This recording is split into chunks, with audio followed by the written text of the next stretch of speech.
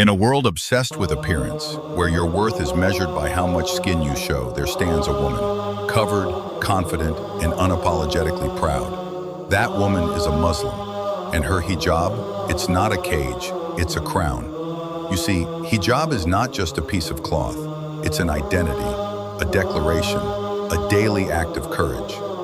Because today, when modesty is mocked, when faith is questioned, when women are told that beauty is power, a hijabi says the opposite. My power lies in my obedience to Allah. People think hijab is forced, but what they don't see is the strength it takes to wear it, to walk into a room where no one understands your choice and still hold your head high, to wake up every day, wrap that scarf with love and say, I don't need your attention, I don't need your approval, I already have the love of my Creator. That is power. The hijab is not a symbol of oppression, it is a symbol of devotion, of honor, of strength. It's a sign that a woman knows her worth, that she refuses to be reduced to a body, to a trend, to a fantasy.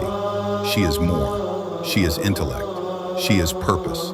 She is belief wrapped in fabric.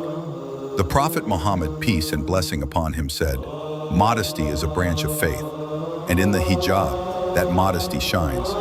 It protects her, it elevates her, it reminds the world, I belong to no one except Allah. So when you see a woman in hijab, don't pity her, respect her, because she is carrying a legacy, the legacy of Maryam, the legacy of Khadijah, the legacy of strength, sacrifice, and submission to the one true God.